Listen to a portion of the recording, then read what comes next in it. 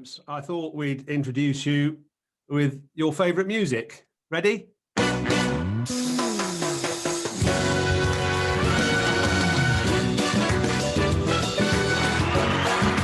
Ramprakash, welcome to the world's best cricket club, and we could say the world's best dance club as well. With you in our company. How are you? Very good evening to you. Yes, very well, thank you. I'm hot foot from throwing to some Harrow schoolboys for about the last 5 hours, but otherwise in good health. Obviously, they're a bit rusty. They've had long layoff, so I served up a few half volleys, and yeah, I think that for the boys, they're just itching to get back to doing sports and physical activity, and we've had really good turnout. Of course, we've got 2 or 3 weeks now before Easter holidays, and then the cricket season around the corner. So I'm really pleased. Lots of them really enthusiastic and looking forward to the season. Yoz, can you hear me or not? You can hear me. Serving up a few half volleys, Yoz. It sounds like you could be a cricket coach. Oh, perfect.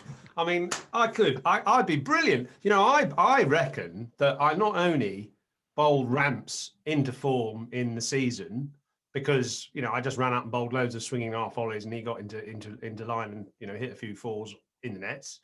But then the trouble is, and that was great, so I could get Gatt. I really should be paid quite a lot of money by both Mike Gatting and Mark Ramprakash for bowling them into form in the nets. But unfortunately, I also bowled a lot of other opposing batsmen into form in the middle as well.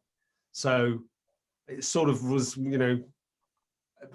didn't really achieve much, maybe. Yoz, I'm not having that. You swung the ball both ways. You had a killer slower ball. You were ahead of your time in the limited overs game, weren't you? Well, that's true. Yeah. And it was a great pleasure. I was very lucky to come into the Middlesex dressing room in 1987, and as a young player, and I wasn't quite sure where I was going to sit. Anyway, someone sort of said, "Look, go over in that corner," and I was stuck between John Embury, who may look as though he's a sort of a very educated chap, but he used plenty of blue language on many occasions. And then on the other side of me, I had Simon Hughes, who was very welcoming, actually, as a senior player, very welcoming. And it was I was very lucky as a young player to be taken under your wing. So thank you for that, Yoz. Well, that's the first time you've ever said that, actually. So I'll take that. Thank you. I've just been in the Lord's dressing room today, actually, doing a recce for the documentary we're doing on the World Cup. And I just remembered that chair where I sat right in the corner. Unfortunately, the other problem is my kit tended to sort of expand in rather bad areas. And so I got moved out of that prime spot into a corner where I wasn't in the way. And sadly, I noticed, actually, I don't know if you can see this, but, I've still got plastic bags knocking around, kit in, even now, which is not good, is it? Welcome everybody else to the club. I know lots of you are regulars. Thank you very much again for supporting us, and of course the Professional Cricketers Trust, which this event and all the others have been in aid of. And any newcomers, please join us. If you join through Eventbrite tonight, then thank you very much.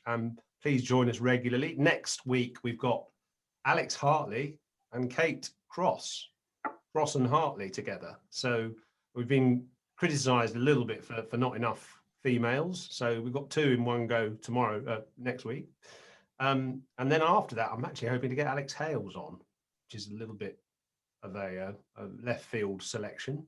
Anyway, so Ramps, you're now embarking on your 3rd career in a way, aren't you?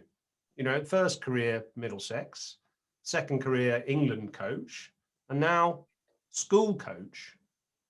It's quite an impressive record, really.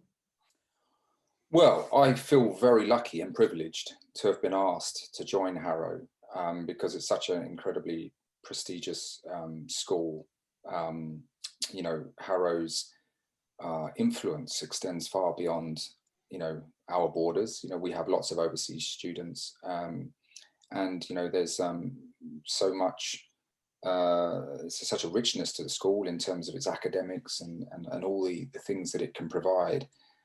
So with the cricket, we've got a little indoor two-lane indoor school at the moment, although you know, I mentioned to the head that it should be on the agenda that we look for a new indoor school or try and build one at least.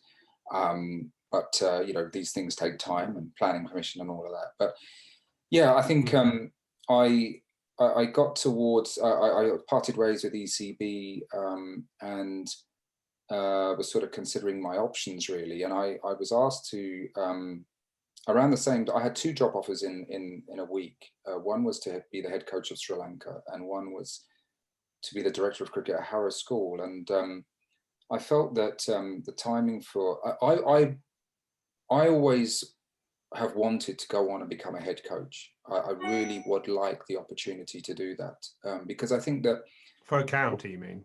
Well, no, or even a country. Absolutely. I mean, I wouldn't limit myself to just county cricket. It doesn't matter who. And the Sri Lanka was a great opportunity to go and be a head coach of a country. And I absolutely felt ready for it, having done 5.5, 6 years with ECB. Having worked with lots of different head coaches like Trevor Bayliss, Peter Moores, Andy Flower. And so I think with all that experience, you know, I really wanted the opportunity to go and lead and create that environment and manage players and look at the bigger picture as opposed to just, you know, being a more specialist coach with batting. But I think that the Sri Lankan job didn't quite come along at the right time for me personally. And I went with the Harrow School option. Now, as I say, I was incredibly lucky to get that offer, and I feel it's a wonderful environment to work in. The boys are fantastic, and although I'm not yet have actually seen us play too many matches outside because last year's games were all cancelled, but hopefully that's not too far away. Having said that, I was also looking at roles with Middlesex and Warwickshire to be a head coach, but unfortunately, for whatever reason, you know, it hasn't happened. But it's something that I wonder, you know, I would still, I think, love to do. It's kind of an itch on the back of my neck, really, that I think I would still like that opportunity. But I guess circumstances have to be right. But for the moment, I feel very privileged to be at Harrow. I suppose actually a perfect scenario would be Harrow coach and then do one of the 100 teams in the holidays, which is exactly, you know, it's the whole point about the 100 is in the school holidays. It'd be a lovely little sort of 6-week contract, that, wouldn't it? Well, I need to change my passport to be an overseas. Well, you've got to be Australian, have you? Oh, well, that's it. I mean, you know, ECB have done the game a great service. You know, they have a brand new competition, spend X amount of millions on it, and then employ 8 overseas coaches. Quite extraordinary. Yeah. But there I am. I'm sitting on the agree with you. I hate it. It's terrible, actually. I mean, just going back to the coaching sort of aspirations, though. You were never a captain, really. I mean, I can't remember you captaining, thank God. But I mean, coaching is such a responsibility to manage a whole, you know, squad and whole entity.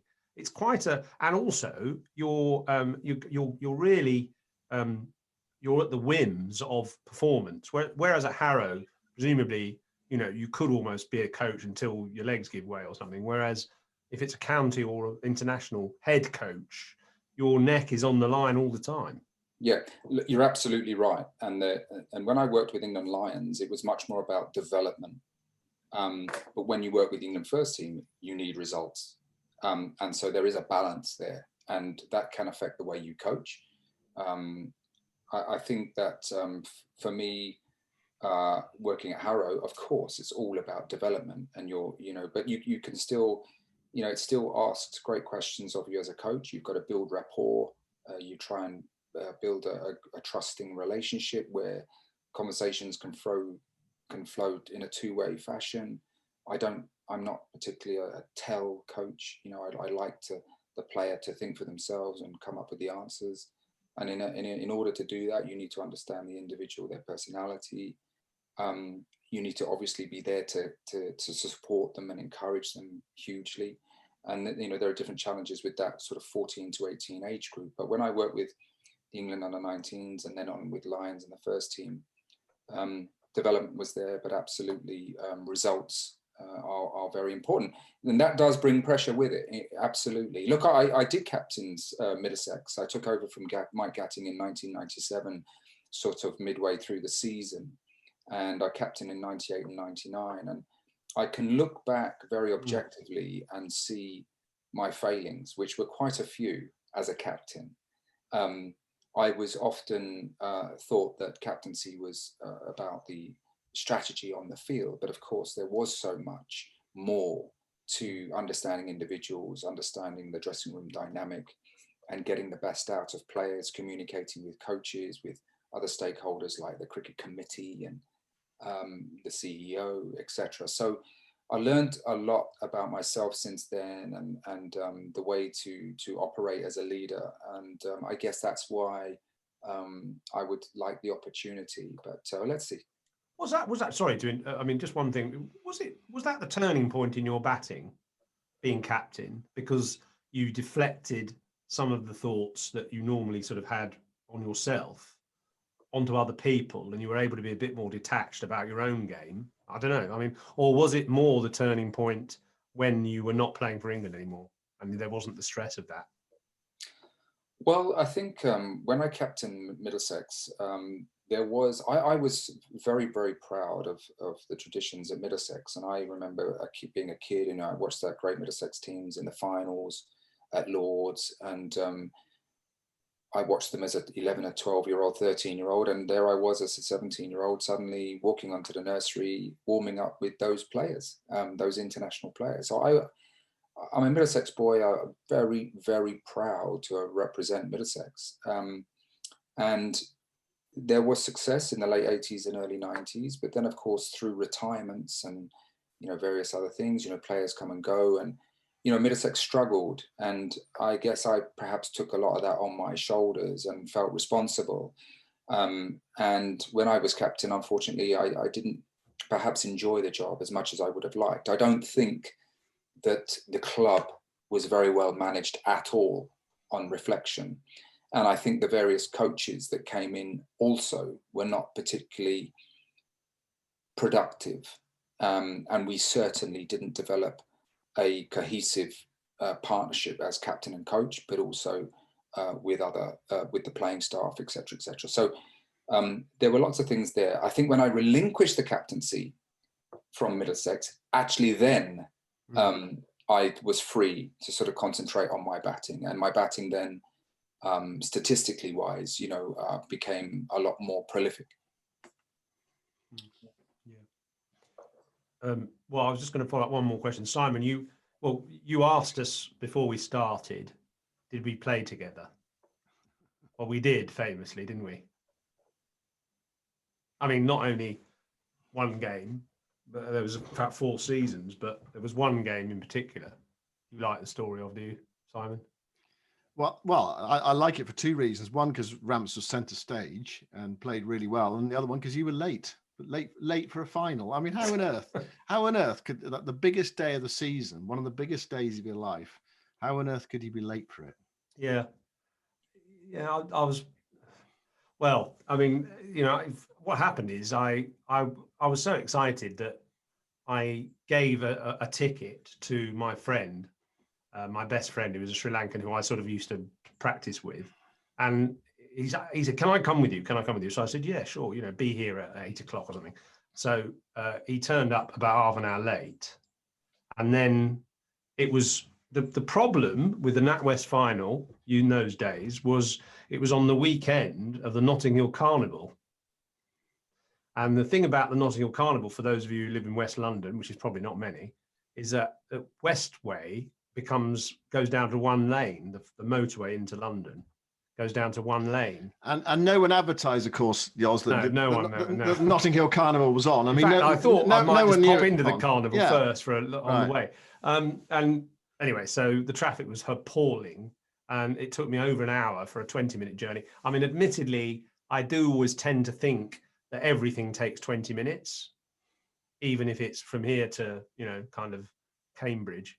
And so I was just very late. And the thing is, I used to keep a ball in the back of the car and a set of whites, so that if I was running late, which was probably every day, I could drive, instead of going to the dressing rooms and sort of hang around watching Gat eating bacon sandwiches for half an hour, I could turn up at after 10 and go straight to the nursery ground in my whites, which I changed into at the lights, park at the nursery, walk out of the nursery car park as if my ball had just been hit into the car park from the nets, come out re-emerging with the ball and my whites on, and carry on in the nets. And that would save me about 45 minutes. And on this occasion, I did the same thing, except it was the NatWest final.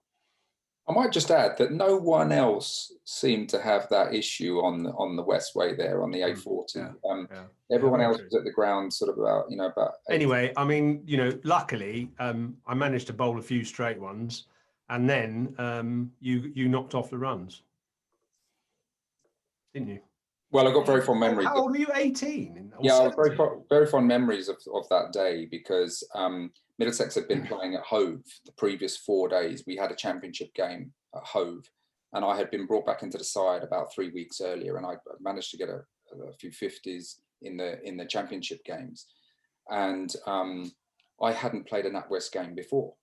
And I remember coming around the M25 with Norman Cowans on the Friday night, coming back from Hove, and I said to Norman, look, what do you think? Do you think I'm going to be in the side? And he just wasn't sure.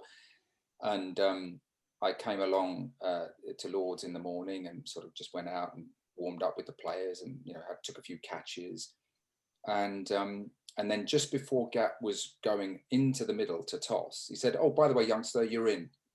And that was about 9:59, and he was tossing up at 10 o'clock in the morning, and that's kind of how Gat did that. But I was surprised, obviously, because I hadn't played in the previous rounds, and Keith Brown was left out, and he had got a very good score to get us over the line in the semi-final. So that was a surprise. And given my age, I think probably 9 times out of 10 people would have erred on the side of being conservative and playing Keith Brown, who was an older, more experienced player. So I feel very lucky, and I didn't really have time to get nervous. I mean, it was in those days, it was like the FA Cup final, huge full house at Lords, and I'd never seen a crowd like it.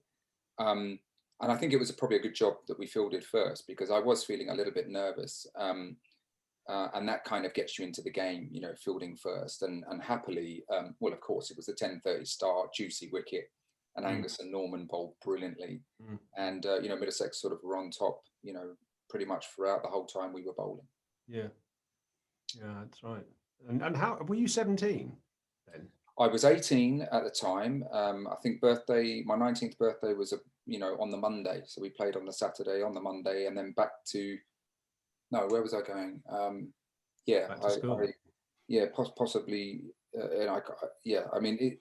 I remember Jeffrey Boycott. Actually, it was the first time I sort of met Jeffrey Boycott, and he was giving out the Man of the Match award. And I saw him a few years later, and he said in his typical Yorkshire accent, "I gave you that Man of the Match award, bloody youngster." That was the nicest thing he ever did, really. He didn't say too much. He didn't say too much nice to me after that, but that was nice. But you didn't have a helmet then either, did you? Sorry? I was going to say, remind us how many you made, Ramps. Can you remember? I got 56. I mean, it was a low-scoring game, low-scoring final. Of course, around that time, there was a lot of chat whether the finals should be moved to the oval, because the oval wickets tended to start drier, and therefore the toss was less of an issue. Middlesex won a very important toss, and of course the big wicket of Graham Hick, Angus bowled Graham Hick, I think. I think they might have been 9 for 3 or something, and that's a huge advantage. And they rebuilt their innings. Phil Neal came in and played a captain's innings. They got about 160, and then we had a nightmare start to our innings. Graham Dilley took wickets, didn't he? Yeah, we seemed to sort of, Gat got run out without facing the ball. I mean, I think we ended up 25 for 4 or something like that. So happily, we managed to get over the line, but the wicket had dried out, it had eased, and in the sort of afternoon sunshine, it was just a pleasure really to sort of be out the wicket. And I had a partnership with John Embry, who kind of shepherded me along. So all was well in the end. You didn't have a helmet. You didn't own a helmet. I seem to remember that was an innings you played in a cap, didn't you? Yeah, I mean, only because I just didn't know any different. you know, I learnt in an era where, you know, there were no helmets. I didn't use a helmet, and I had moved up all the levels at schoolboy level, and I'd never worn a helmet. And even though I was playing with a lot of professional cricketers, you know, I didn't wear the helmet. So it was a preference of mine. I think when you're young and you're not thinking about that helmet, then it doesn't come into your equation. You play the short ball as you play it. You know, we had a slightly different way of playing it than the boys do now. So we often, you know, get our head over to the offside, get inside the line. And that's how we played. You know, it's very different to guys now who stand there almost in a baseball stance. And if it's short, they kind of just have a little swipe at it. But, you know, if it's straight, often they get sconned. Whereas if we were playing the short ball, often we would be seeing it short and trying to get inside the line to help it round, to hook it towards square leg or fine leg. So, you know, different era, really. What about your batting overall, Lamps, your career? I mean, 140. We can't hear you. I think you've switched your microphone off. No, I don't think so. Can you hear him? I can't hear Simon. You've done something to your sound. You've done something to your sound. I don't know what though. It's bloody BBC microphones. Is that better? No, it's very faint. We can't hear you for some reason. Oh, Will can hear him though. Oh, really? That's weird. Who can hear Simon? Can everyone hear? We can't. That's weird. Nought says Simon is not very loud. Simon is not very loud, apparently. That's official. Do you want to just disconnect and reconnect again? You might just need to reboot. Rams, while Simon's doing that, this series. I mean, I know you worked for Channel 4 on the odd match, like I did. How do you approach batting in those conditions? Is it almost impossible? I mean, I suppose I felt those pitches, the sort of last couple of pitches were really tough. How would you have approached batting if you're an English player on those pitches against those spinners?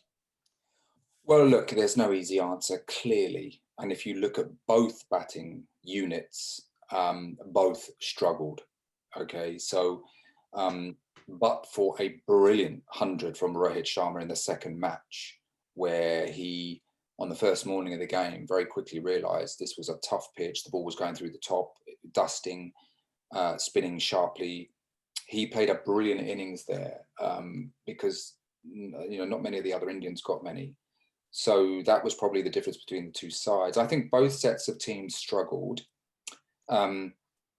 We have to recognise, you know, the first thing when I look at that series is that the Indian spinners are so much more accurate and adept and consistent and can bowl to their fields and apply pressure.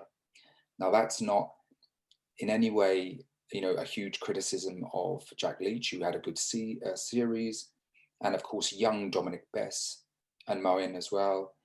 This is a familiar tale. People have to realise, you know, we're looking at the batting, and I'll come to that in a minute, but people have to realise that this has long been the case. Now, we had Graham Swan and Monty Panesar, but that was a bit of a exception to the rule. You know, we have, since Andrew Strauss took over as director of cricket, we targeted the One-Day World Cup. And as a result, we bookended championship cricket to April and September, with not a lot in between. Now, when I played with you, yours, you know, Middlesex, yes, the seamers dominated in May and early June, but the spinners took over. Phil Tufnell, Phil Edmonds and Embry bowled a lot in June, July, August. And they would regularly end up bowling the most overs and taking the most wickets. The goalposts have shifted. And this is ECB who have shifted them. And so when we say that the cupboard is bare with spin, you only have to look in one place. And that's the people who set the schedule. And so championship cricket has been marginalized in favor of money and the short format. And so you're blessed, Dominic Bess, you know, these guys, they're being put in the cauldron on the highest stage. And, you know, they're not quite there. And it's tough to learn in that stage. So I think the disparity between the spinners is huge. Now, that's the first place to start. And and how until we redress that and we address that production and encouraging spin to be bowled in this country, you speak to any county batsman in the last 6 years, and the figures are stark. You know, it used to be that 30 batsmen would get 1,000 runs. Now it's about four or five. And you speak to David Milan, speak to Sam Robson, the pitches are green, medium paces are having great fun. Nick Gubbins 2 years ago faced his first over of spin in July. I went to see a game with Middlesex and Warwickshire at Lords in July in the middle of a 5-week heat wave. And Middlesex batted first and was 70 for 7 at lunch. So, you know, this has been going on for a long time, and we don't encourage spin. And then when we go on tour, of course, we face turning pitches, and it's very, very hard to compete. Joe Root in Sri Lanka played brilliantly. And if you look, England won those games against comparatively a relatively poor Sri Lankan side, but also Joe Root got 200 and then 180. And if one batsman does that, you tend to dominate the game. So we played, you know, he played brilliantly in those conditions. In terms of the batting, there's no easy answer. We had some young players on show, which again was England's choice to not pick supposedly their first choice test side. But people like Lawrence and Ollie Pope, you know, that was a tough initiation. Even Joe Root, who had all those runs under his belt, found it very, very difficult. So there was no easy answer. I think that, again, a mitigating circumstance is that the players don't have a lot of warm-up matches like we used to. They used to have 2 or 3 first-class games. That's not on offer. So suddenly practice becomes really important. Clarity of thought, ultimately, when you're walking out to the middle, a player has to be clear in their plan. So if you're facing Axar Patel, you have a choice. You either bat on leg stump and try and play everything with the bat, protect your stumps, and if the ball turns, it beats the outside edge and you take your chance. Or you play and you bat on middle stump, your bat comes down maybe off stump or outside, and you run the risk of missing the ball that runs on with the arm. Which would you choose then? I would bat on leg stump. I would bat on leg stump, as Virat Kohli did. Virat Kohli did that, and yes, you got more chance if you edge it. You got more chance of getting away with it than if you're pinned LBW with the DRS these days. Where do you score? Well, look, you might have to take some calculated risks, and that's why when I was speaking with Channel 4, I was saying about Ben Stokes. You know, I thought Joe Root should be getting over to Ben Stokes and talking about, listen, you know, this is a tough pitch. We might need 1 or 2 players to take a calculated risk. I think Ben has the game, the confidence, the experience to try and take a few calculated risks and take the game away from India. But look, there was no easy answer on those pitches. Simon, are you back? I think so. Can you hear me or not? Just. Not that well. Anyway. I don't know what the problem is. How's that? Is that better? I can just hear you. We can hear you just about. Carry on. Go on. Shouldn't be like that.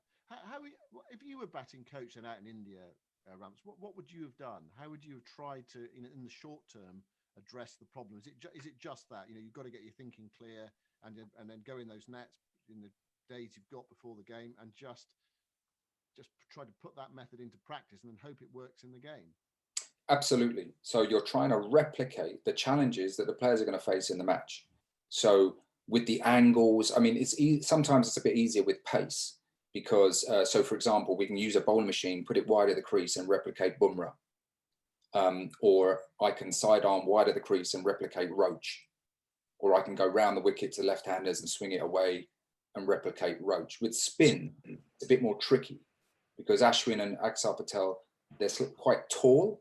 And they come over, they come round, you know, they're very adept in the way that they do that. So it's not easy to replicate, but the clarity from the individual, you know, often people think, you know, oh, Jack Callis, for example, might be a great batting coach because he's got, you know, thousands of test runs, but it's not that. It's about how you communicate, the questions you ask the individual. He's got to go out there and make the decisions under pressure. He's got to show clear thinking and a clear game plan.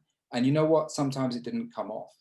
One of the things that I remember from my career is that too many times I was out to a defensive shot and I was happy with that because I thought, you know what? Bob Willis can't have a go at me today. But actually, Graham Thorpe and Alex Stewart, they live by the sword, die by the sword, and they had good careers for England because they were brave, they were courageous. They took the scoring option when they could. And the same to be said on batting on those pitches when there's some good deliveries. You may need to take some calculated risks. Now, whether that's sweeping, reverse sweeping, or whether it's coming down the wicket, you have to commit. If the ball is there, great, then you have to execute it. So, look, as I say, there's no easy options. I mean, Ben Stokes got a good 50, I think, in the last innings. So it can be done. And it's just trying to shift that momentum where the spinners are on top and dominating and dictating terms. And it's so difficult, especially like the first 20 balls of your innings. It's very tough. One thing Joe Root said after the test series, I said to him, do you sort of, in a way, accept that this is sort of like an outlier series because the pitches are so difficult and, you don't have that practice back in England? And he said, well, the pitches are difficult, but these players who played here have got to go away and work out how to come back next time much better. It's no good just saying, well, we don't have the preparation and the Indian pitches do spin a lot. How quickly do you think a player can sort of become adept at spin? I mean, how long would it take, and how many matches or how much practice would it take? I mean, could you do it in 6 months or a year or 2 years? I mean, how long would it take, or is that too difficult a question to answer? No, it's a great question, actually. It's a great question. Let me just first deal with Joe Root's comment. 4 years ago, 2016, I toured with England as batting coach. And we had on that trip Keaton Jennings, Johnny Bairstow, Jos Buttler. They were there. And so we lost 4-0 in a 5-test series. And Hasib Hamid was on that trip as well. And so the same things were said after that trip. Well, we're going to learn, we're going to go away, and when we come back, we'll be better. Well, England didn't pick Keaton Jennings, and they didn't pick Jos Buttler or Hamid. And Bairstow, of course, was rested. And Moeen Ali, of course, who got 200s in that 5-test series, was not, he didn't play the whole series either. So, I would go back at Joe Root and say, look, hold on, what have you got to say about that? Yeah. But in terms of playing spin, I think it depends on the individual. A lot of the great players are very good at learning quickly. And Joe Root would be a classic in that. At a very young age, he seemed to go overseas. He adjusted well to the bounce of Australia, not necessarily on the test trip there, but he was in the Lions and played very well there for someone a young age. He went to Asia and played very well and impressed, and obviously debuted there. So it's how quickly you can take on information, work out your game. We work very hard with players in the Lions about picking length and moving quickly, whether it's getting close to the pitch or getting right back and playing off the back foot. Joe Root plays very well off the back foot, I think. But equally, people can practice sweeping, reverse sweeping, etc. And there's a lot more acceptance of that type of cricket now in Test cricket. For me personally, when I went to Sri Lanka, I went there with England under-19s in 1987, and then again on an England A tour in 1991. That was fantastic experience. I can't tell you, at a young age, to have that experience, 5-6 weeks in those conditions, playing spin every day, working out your method, talking to your teammates, talking to coaches, was so valuable. Then, when I came back to Middlesex, and this is where I'm saying so many of these players don't have this, I had John Embry and Phil Edmonds to face in the nets and to talk to about spin and watch them bowl and understand why. For some players, they had a short leg, and for others, they had a silly point. So then Phil Tufnell came along as well. So I was lucky I was at a county where we had fantastic spinners, so that education continued. And we had a very good record against opposition spinners because I felt that our batters were, got to know how to play it and have a good game plan. I suppose actually that's a good example of, someone like Mike Gatting, very good player of spin, partly because he was facing very good spinners in the nets all the time. So he was able to evolve his game. Just a couple of comments on the chat here. I just want to read you. Richard Shelley says, that statement about county cricket when you were talking about beginning and end of the season is the best comment I've heard at this club, and sums out how many people feel. And there have been many very good comments over the last few weeks, but you've got the biscuit from Richard. And Alex Gaywood says, here's a question for you. Like many players in the 90s, your career appeared to be hampered by the somewhat unpredictable whims of the selectors. How would you have felt playing with the current rotation philosophy England are employing? Well, first of all, Richard, thank you for the comments about the bookending of the season. And of course, you think about the fans, and they're being robbed of championship cricket, meaningful championship cricket in good weather, and with a different facet, a different element to producing spinners. And so it's a different type of game. And of course, it takes a different type of umpire to umpire well when the ball is turning and there are men around the bat. That is difficult. So, we're missing out, really. In terms of selection, I was around the England team when this thing of being rested for county games came along, and it was completely alien to me. I have great admiration still for Graham Gooch and Mike Gatting. They were fantastic professional players, dedicated, and they would play a 5-day test, and the next day they'd be off in Devon playing a NatWest game, having got in at 1:30 in the morning. Not from the nightclub, I mean from the journey. And they played county cricket and they represented their counties brilliantly.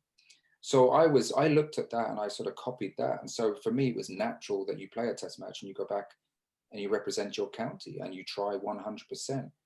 When it came along and Duncan Fletcher was talking about resting, there were certain players I could name that jumped at the chance not to have to play for their county. Not me. I wanted to go back and play cricket and bat and win games. So the current selection system is a really interesting one. And I see the comments from Chris Silverwood about rotating in the Ashes. I'm not sure if I've read that correctly. If it is as I've interpreted, then I think it's a very sad day. And Test cricket is already in danger of where it's going to be, I think, in 5 or 10 years' time. So if what's a bigger series at the moment than playing India in India? Why would the players not want to play in that series? Yeah, and the Ashes is probably the ultimate, but I tell you what, playing India in India is probably right now is the next best thing. So why would you not want to play in that? Mm. If you're given the option to rest, do you rest? Are we trying to preempt something that may not occur? Are we hampering our chances of competing and winning? We probably are. So I accept it's a difficult balance with mental health these days. I accept that. But I wonder whether we're trying to be a bit too cute. And for Chris Silverwood to turn around and say that the rotation worked, I have a different opinion. I think it's time for our... Well, before we go, it is almost. I just want to do an all our yesterdays briefly, and go back to your career and just admire your first Test 100. So here is a little edit that I made of it. I hope you enjoy it, everybody.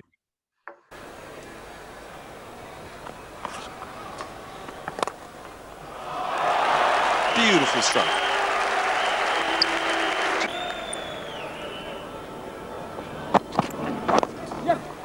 Well played. Chase here for Walsh. Pick up 2.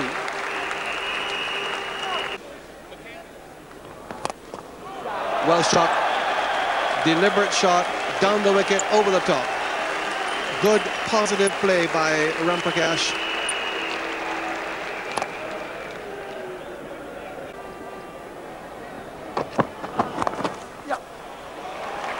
Another very good shot, another boundary.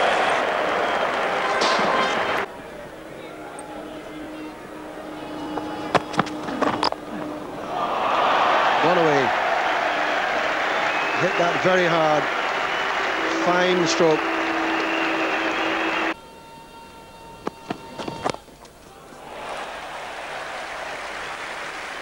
The 2 down to Walsh.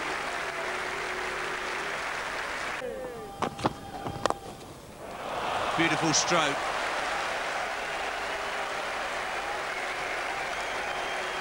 It's been a feature of Ramprakash's play, his ability to get onto that front foot quickly. One found the gap between man at point and a wideish mid-off. Ramprakash is on strike. He has 97 to his name. Now he's picked the gap. He's going to push hard here for 3. It might even race all the way for 4. It does. Mark Ramprakash, 100 for the first time in an England shirt. That is an outstanding performance, and the smile tells the story. I don't think you will see a happier man. He's really enjoying this, Mark Ramprakash.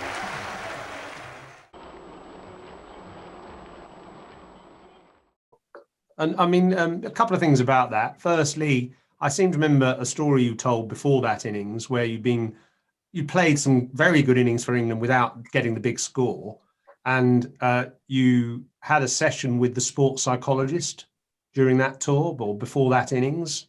Tell us how that helped. Well, briefly, I'd sort of been selected for England at the age of 21 for a first test of a 5-test series against West Indies, who were very strong at that time, and I'd really struggled to establish myself in the side. I was in and out, and as a result, I lost a lot of confidence and belief that I could play at that level. And so in 1998, England employed a sports psychologist to travel with the team, a chap called Steve Ball, really nice guy. I still keep in touch with him now. And, you know, I didn't start in the team that tour, 1998. Probably a good job as well, because we had that pitch in Jamaica where Alec got the match called off. So that was probably a good one to miss. And then 2 very difficult test matches in Trinidad. And I came into the side in Guyana. But Steve Ball, really, we just had a chat around the swimming pool for about 45 minutes. And all of a sudden, I felt like there was someone who kind of understood me, understood perhaps how I was feeling, the pressure I was putting on myself, and gave me a little bit of a framework to help build confidence and belief.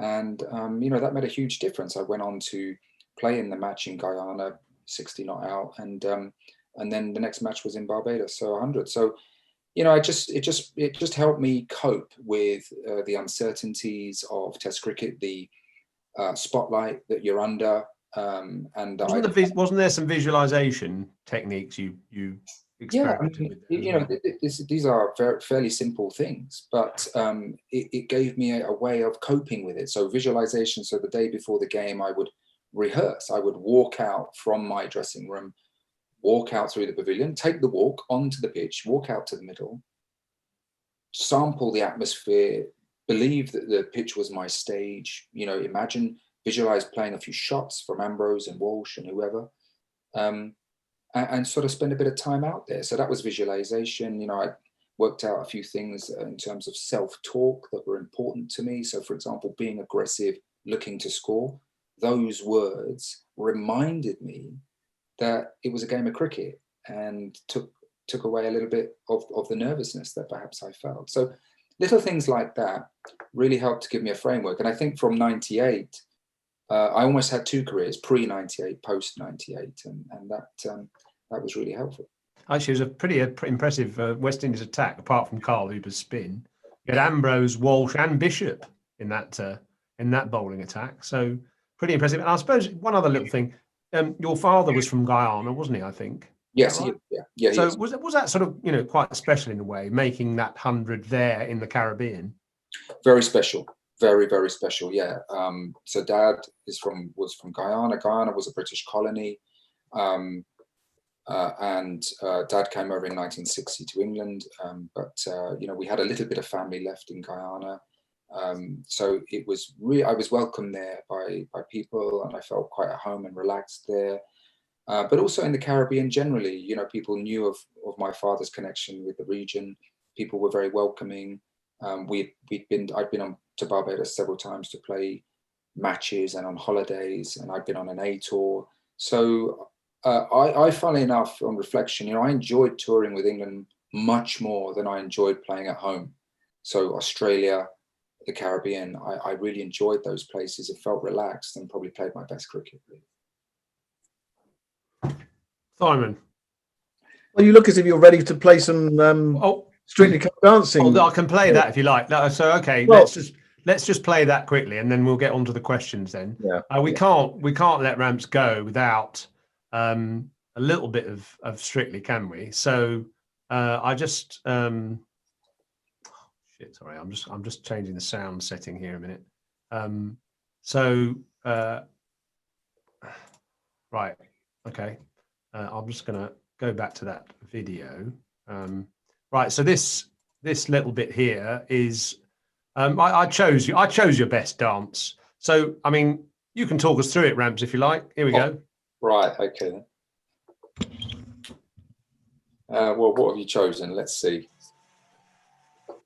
And the music still brings me out in a cold sweat, by the way. His dance partner, Karen Hardy, please take to the floor. And that was the most nerve-wracking thing. Waiting in the wings to go on was so nerve-wracking. Was the dance that where you lost the microphone earlier on? Was it? Well, this looks like it was. This is the later episode. Yeah, this was in the final, but yeah, when I first did this Saturday routine, the microphone Karen was wearing about there got stuck onto my shirt. As she moved away, the microphone cord went with her, so you had to stop on live TV, which had never been done before on the program, and no one knew what to do. But Bruce Forsyth got in and saved the day. What a professional he was! What a fantastic man! And he kind of had a bit of a laugh with people, and then we had another go. But the music from this is actually something that I remember because I'd heard this tune many times. It's from the Caribbean, and I'd had it on at home and at parties, and so it was something I was very familiar with, and so I felt very relaxed dancing to it. Although, having said that, not necessarily in front of 10 million people. I always felt that. I mean, I came and watched you train once during that series, and I always felt because you were a good mimic as a batsman and bowler, you could mimic other people's actions. You could also be a good dancer because you could copy moves. Is that a fair thing to say? Well, I mean, I used to enjoy, as you know, I used to imitate a lot of bowling actions and have a bit of fun with that, you know, and I did it with Middlesex and England at various times.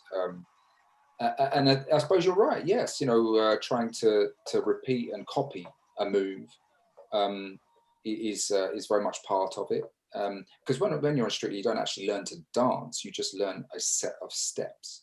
So that was the important thing. I think as well on Strictly, it's not just about trying to repeat those steps. You kind of got to act it as well. You kind of got to get into character, which that was a difficult thing for me because Go on, sorry. Well, no one, when I told my friends that I was going on Strictly, I mean, no one could believe it. Mark Butcher was on the floor for 5 minutes thinking, what the hell are you doing? He was laughing his head off because they just couldn't picture me doing it. And very introverted, don't like the spotlight. And I have to confess, I didn't quite realize what I'd let myself in for. So, no, happily, I met. I was very reluctant. You know, I was very reluctant to do the show. I mean, I met Karen Hardy in North London one day, and I thought, well, you know, why not give it a go? Karen was a lovely lady and great fun, and she relentlessly took the mick out of me for 4 days, and somehow got me to relax and enjoy it. So I was very lucky to have her as a partner. Well, we've got to see the scores, by the way. Here we go.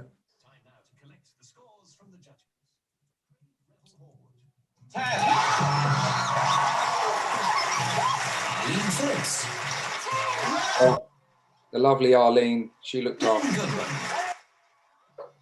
Good old Glenn.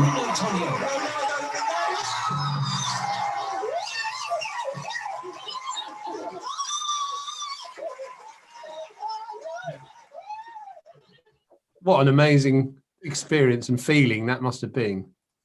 It was, because we'd been in the show 14 weeks, actually. And so that was a long time. I mean, Surrey had won the second division championship in 2006. And I had said to Alan Butcher, look, you know what, can I miss the last game? I'm knackered.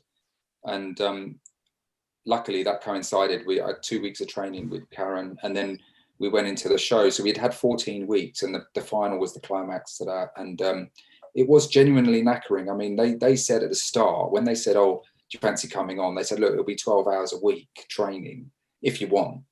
And it's very soon quickly went to sort of 20 hours a week. And then we would like doing 10 till 6 every day. So I guess the thing was we put in the training because you kind of wanted to walk off on a Saturday thinking, you know what, I've given that a go. I've given it my best shot, you know, and obviously some weeks it didn't work and I got hammered by the judges, rightly so. And other times it did work. So, you know, it was a really unbelievable life experience to be involved with it. Would you give any of your innings 10 out of 10 4 times, 40 out of 40? Maybe that West Indies 100 or the one against Australia. I don't think so. I think the games, you know, the thing is, Simon, that if you play an innings where your team goes on to win the game, then that is what it's all about. You know, that is the most satisfying thing. If your contribution to your team. Surely that's a lie. Surely that's a lie. All batsmen want to make massive scores and go home feeling that they've scored 250 and sod the team. No, when you look back at your career, and people have often asked me about my best innings, and you know, it's those that mean something that go on. I mean, to be honest with you, the catch I took at Melbourne when Justin Langer in 1998, we were losing the game. They needed about 180. They were 100 for 2 or something, and we were going to lose again to the Australians, which I hated.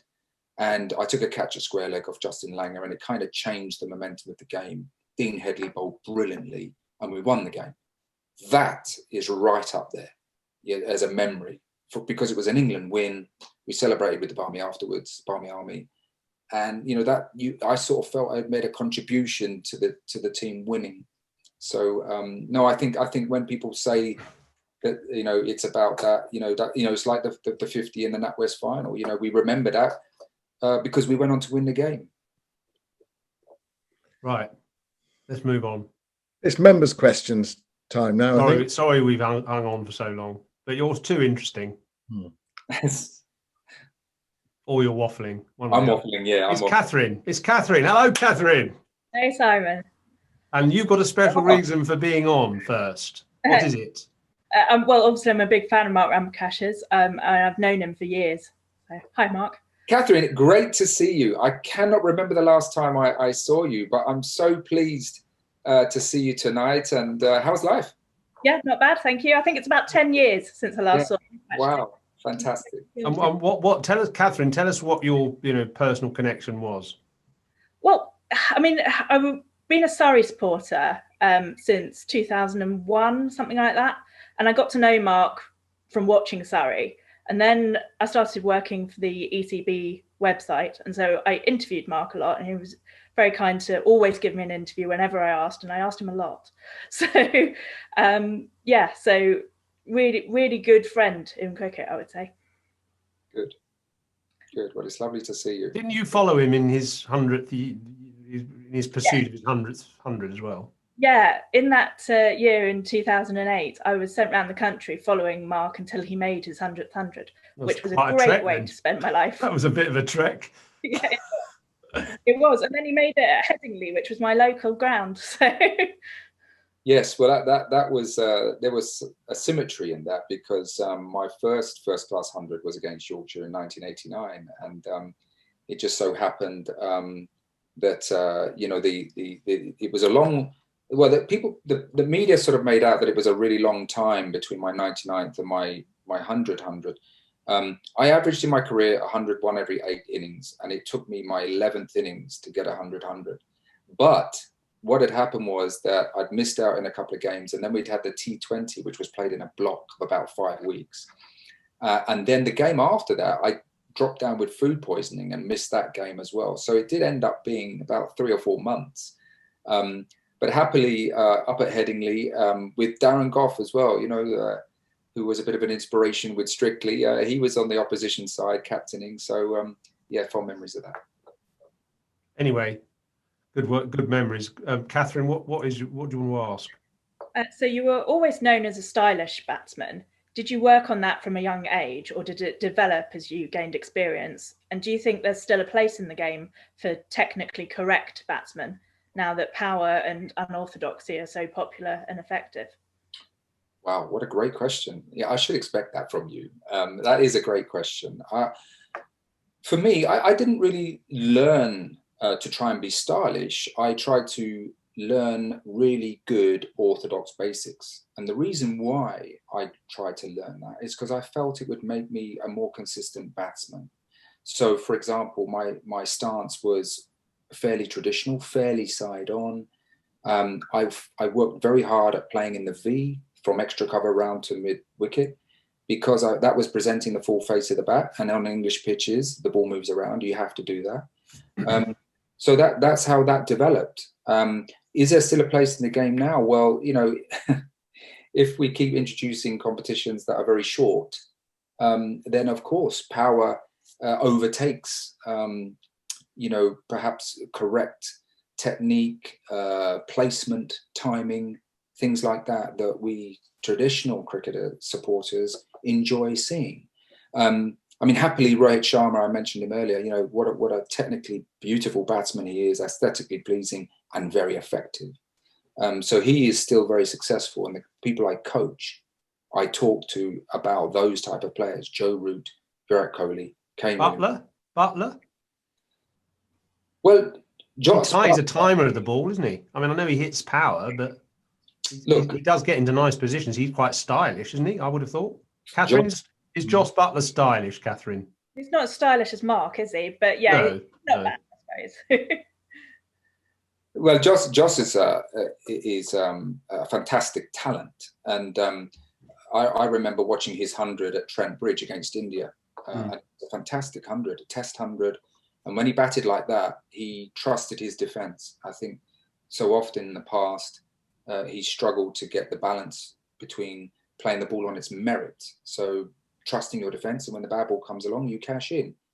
That's perhaps something he's not had loads of experience at in his formative years, because he was very often playing one-day cricket. So, you know, he's I think that he's really improved in Test cricket, hasn't he? You know, in terms of his mindset and the way he does it. But he's one of the top 5 in the world of one-day cricket. That is for sure. Yeah. Okay. Well, that's a good question. Good answer. Are you satisfied with that answer, Catherine? Yes, thank you. Great.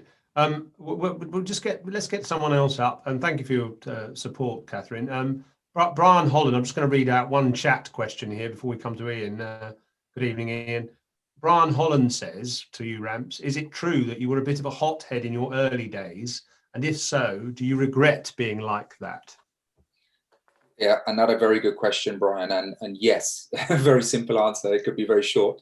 Yes, I regret being like that, because and why did it come about? It came about through not really understanding the best way to cope with the bad days, which inevitably in cricket you have lots of. And although Desmond Haynes and Mike Gatting taught me that there would always be lots of bad days, I didn't work out an effective way of dealing with disappointment, and understanding that those disappointments will happen. You try and learn from those disappointments. When I look back and I regret that, I regret the impact it had on my teammates. So and also it cost me a few quid here and there as well. So I guess as you get older, you learn things. And again, I was dealing with a youngster today who was showing quite a lot of angst and frustration, and we were having a chat with him. I look back and wish that perhaps someone had taken me aside and showed a bit of support and understanding, but also perhaps a little bit more firmly saying, hold on, this is not quite acceptable. We're not, this, if you want to play at this level, you have to be aware of the big picture and how you come across. And I probably needed that. That's why you were nicknamed Blood Axe. There's a little exclusive for you, Brian. Ian, good evening. Evening. What's your question? Good to see you. Hi, Mark. Great to have you with us, and really enjoyed the comments. Mark, a coaching question. Who is your coaching role model, and what traits did you value from them? And then how did your own coaching evolve between the start and when you left the England job? Wow, yeah, good question. So unfortunately, when I look back at my playing career, the number of coaches that I think highly of are not many. And it's not a criticism on them. I think it's more a case that coaching as a skill has really evolved and it's had a lot more thought about it. I really enjoyed doing the level 4 course in 2006, and the first 2 weeks was spent on knowing yourself, self-awareness, and then trying to read other people's personalities and their preferences when they learn. I loved it. I really enjoyed it. I suddenly realized why under pressure I'm acting like I do. And then you have a way of coping with it. So that was a huge benefit. I wasn't sure that when I retired from playing that I should go into coaching. I didn't want to go into coaching for the wrong reasons. I had nothing else to do. But Graham Thorpe asked me to go help with the England 17s, and I loved it. You know, they're these young fellas with their whole life in front of them and their careers. You very quickly realize you've had your career, you're old news. But it's very rewarding to try and help them learn. But there's definite skill to it, and communication is everything. In terms of coaching role models, I mean, I look back and I think of David Lloyd's enthusiasm. That's something that I would take from David Lloyd, his energy and enthusiasm, which I enjoyed on the tour to Australia. Keith Medlicott was very good with me in the way that he, you know, often would sidle up to me, you know, at the right moment, have a little quiet word, ask how I was traveling. He would show care on the people side of things, which is so important and builds trust. So that was really good. And then since I've become a coach, I take little things from people like Paul Farbrace, Trevor Bayliss, Peter Moores. I mean, they're all excellent in their own right, but they've all got their own individual styles. Batting technique? Anybody in particular? Well, I look, you know, batting, of course, we live in a time when batting is evolving, as Catherine said. You know, we've had all these short formats. I mean, coaching, the great problem with coaches, or great conundrum for coaching right now, is what are we coaching? Because if you have a 10-year-olds in front of you, are you coaching solid basics? Or are you letting them have fun and a free-for-all, and they can do the reverse sweep and all that sort of stuff? You know, there's that balance. And when I give chats on the ECB level 4 and level 3s, we talk about this as coaches, about, well, you know, do we have a coherent way of coaching in this country? And we don't. When I travel to Asia, they still are very big on the fundamental basics. And that's why you look at the Indian top 6 and you see people like Rohit Sharma, Kohli, Rahane, Pujara. They're all excellent basics, repeatable basics, day in, day out. And you contrast our players. And sometimes I look at our players and they're almost batting well in spite of their technique, not because of it. So I do think we got a bit to think about in the coaching world regarding this short format versus, you know, power versus orthodox basics for the longer format. Do the boys at Harrow, Martin says, want to bat like Mark Ramprakash or Joss Butler? Well, again, it's a great question, because I don't believe that a coach should really be imposing and telling people what to do. You know, you have to allow for individual interpretation and freedom to play the game as they want to play it. Now, if they're not successful, then you can ask the question and say, well, how do you want to be successful? What do you think you need to do? But I think that a lot of the youngsters, you know, they are drawn towards the short format because it's fun. There's less work involved. You don't have to spend hours knowing where your off stump is, what to play, what to leave. I think at Harrow, we're trying to provide a variety of formats where we're playing some T20 matches, but we also have 55-over games, which are played in a more of a long format. So I think that's healthy. And my challenge to all young players is, can you be good at everything? Can you be good at the long format and the short format? And then what do you have to do to be good at it? Simon, anything to add? No, let's get Richard in. Richard's there, ready to ask a question. Hello, Richard. Hey, Simon. Evening, Mark. Thanks for some very interesting comments, especially about county cricket earlier on. This is the man that said he thought your comments was the best that he's heard of on this show. Well, Richard, you're a fan. You're on my Christmas card list. Thank you. I'll send you the address via Simon. I look forward to it. Please do. My question is about hindsight. Hindsight's a wonderful thing, as we all know. But the first part of the question is, what would you have done different as a Test player if you could change one thing that happened in your Test career? Yeah. And secondly, what one thing would you like to have seen a coach or a manager, selector, whatever within the England setup that you think would have helped you to fulfil that true Test match potential? I think nobody on this call would doubt you had. Oh, gosh, you guys you know your stuff, you guys, don't you? Okay, one thing that I would do differently as a player, I think that probably the two are linked, really. And I mentioned belief, confidence and belief at that level. So every level that I went up, I managed to get a good score early, and therefore I felt confident that I could play at that level. I think with the international cricket, I mean, my first Test series, I didn't feel that nervous, but I guess I didn't have much expectation on me. I didn't place expectation on me, and I don't think that people particularly expected me to do that well anyway. So, but I think that a lot of the players now are much more aware of the mental side of the game. And what I mean by that is, they amaze me. A lot of the England players, I think, are so good in that they're very mature. They speak very well in the media.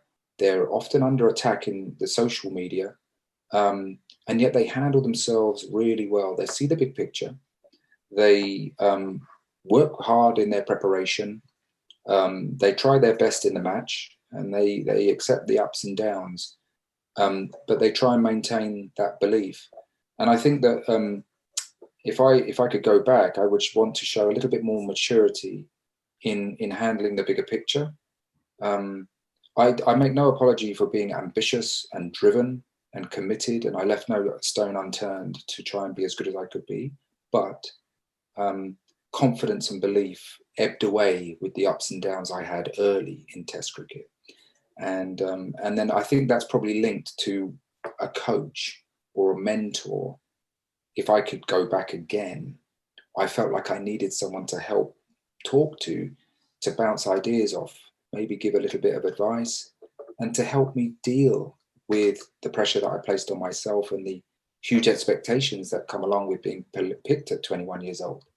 So, and that, I think, it doesn't necessarily have to be a coach. As I said, that the sports psychologist was involved in 1998. We hadn't had that before. And it just so happened that really helped. So I guess probably the two are linked. Would you like to go back to this? Would you like to go back to this time? I'm too tired for that. I think I had great fun, and I wouldn't change the era that I played in. We mentioned earlier about selection. I wouldn't change the era. I'm very proud to have played in the era that I did. I thought cricket was fantastic. Test cricket was the ultimate.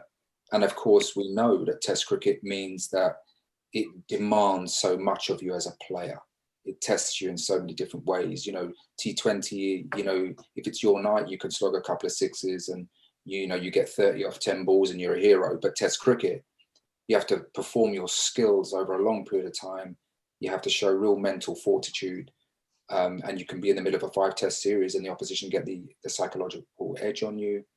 It's really tough. So I was very happy. I loved playing at Middlesex. I was so lucky to join Middlesex in 1987 with so many great senior players. I had some great experiences there. And then obviously there was a different chapter at Surrey. So I wouldn't change my lot. Good evening, Jacob. Hello there, Simon. You're very active on the chat and on the WhatsApp, and I am, to the detriment of my relationship with my wife, I think. I'm always in trouble for being on the phone. She thinks I'm having an affair, I think. Well, you are in a way. Yeah, to cricket. Yeah. No, it's just been such a privilege to listen to you, Rams. Now, one of the questions that I had has been taken by Richard, so I'll ask the other question. So India's obviously touring England in a 5-test series this time. Now, I'm not sure if there's any kind of psychological victories that you have because the conditions are so different.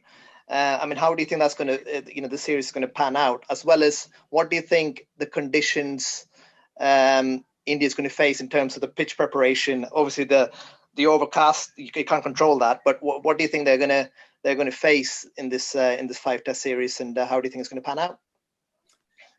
Jacob, great to talk to you, and a great question as well.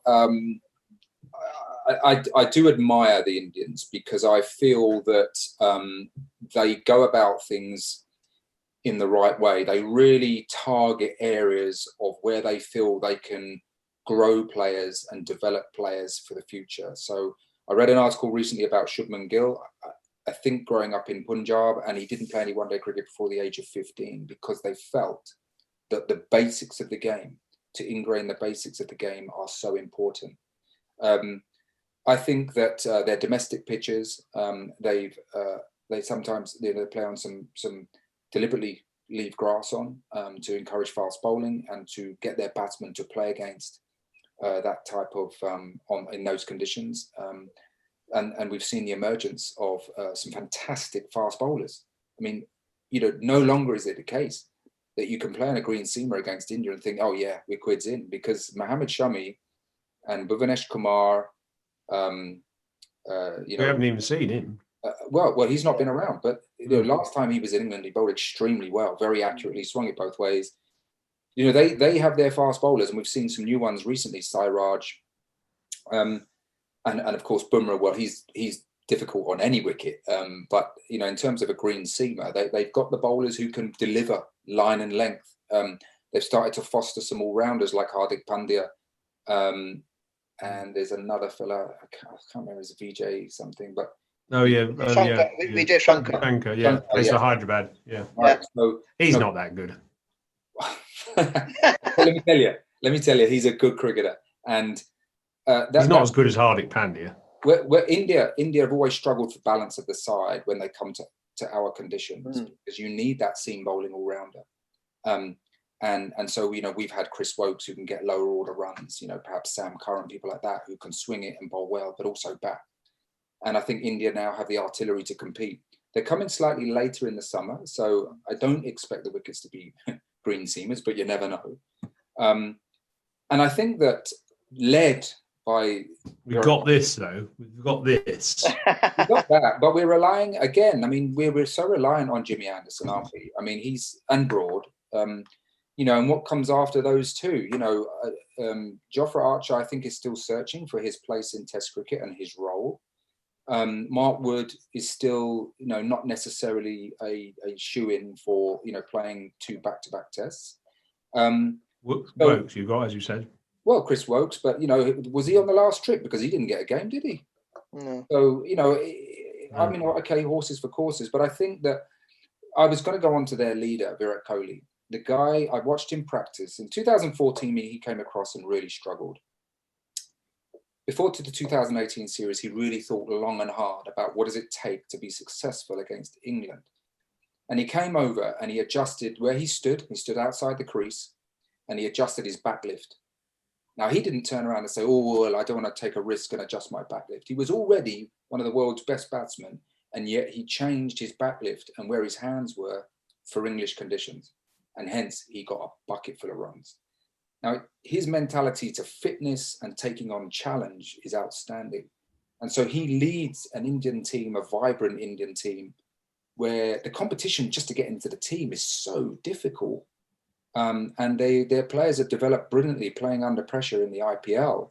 So that mentality of playing in big crowds, having to produce under pressure, I think, they are a very formidable outfit, and we've seen that they have such strength and depth. So I expect it to be a very hard-fought series. That sounds like you think they could win, which I agree with, actually. Simon, we did a podcast about this sort of at the end of the series, and we basically both said, can't really see an Indian weakness. No, there aren't many, are there? They look really strong. I remember we talked before the last tour, and you were saying their batting's not very good, and you know they'll lose. And I said, well, I think they're pretty good. But actually, as it turned out, they lost some quite tight Test matches and lost the series 4-1. But I'd be surprised if it's as one-sided. Very surprised if it's as one-sided this time round. Anyway, Will's here. Good evening to you, Will. What's your question for Hi, Mark? Simon. Hello, Mark.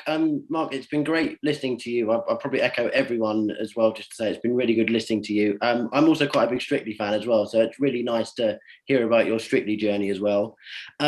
So my two questions are, my first one is, what impact do you think DRS would have had on the amount of runs that you would have scored in your career?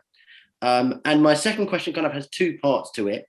How did your life change after winning Strictly, and did it have an impact on your cricket? And when in the competition did you actually think, oh, hang on, I might actually have a chance of actually winning this thing? And actually, do you still keep in contact with Karen Hardy now, even though you still won the competition? Can you remember all those questions, Rams? There's about 5 questions. Great question. If you need me to repeat any of them, I can. No, go ahead, Rams. Great questions, Will. Great to see you. Great to meet you. Thanks for your comments. The impact of DRS. Yes, it would have taken time to adapt to that, and the sort of way that the modern day players have to play. There's slight differences in terms of playing finger spin. So finger spin, you don't have to turn the ball away from the bat that much now for the batter to be unsure of whether to play the line of the ball, the straight ball, or to play slightly for the turn. So playing spin is an interesting one. I've learned from my batting to always try and play with the bat anyway, but you know that would have definitely impacted. Look, I think as well we have to say that DRS. Hopefully, you're getting more right decisions. Hopefully, but it can also work in your favour. And of course, me being a batsman, I remember lots of times where, you know, perhaps I was not out, but I was given out. So I guess you take the rough with the smooth, and you would adapt your technique to what's happening right now in terms of the umpires giving more out because they think it's clipping leg stump. Do you think it's made batting harder? I think it's made it more challenging. In terms of, you know, umpires have definitely changed in terms of giving more out, giving it out when it's shaving leg stump. I think they've definitely changed their attitude in that regard. Yeah. And also, I suppose, just picking up on Will's question as well, players have to. It's more of a transition between first-class cricket and Test cricket now. For that reason, it's a big jump, isn't it? You don't have DRS in first-class county cricket, do you? I personally think that county cricketers are kind of like missing out on the kind of the opportunity to actually go, especially for the bowling side and also for the batting side, because they're probably storming off, you know, going, oh, damn it, if I probably could have maybe reviewed that if we had DRS. Yeah, I mean, one of the things I will say, and this is one of the things that I coach, is that I wouldn't be asking my partner what he thought. If I felt that I needed to review it, I would review it.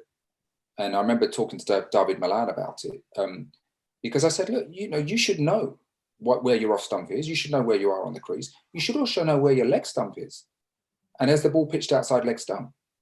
You know, I think 9 times out of 10, the batsman should know and have a very good idea whether he wants to review it or not. In terms of Strictly, how did it change my life?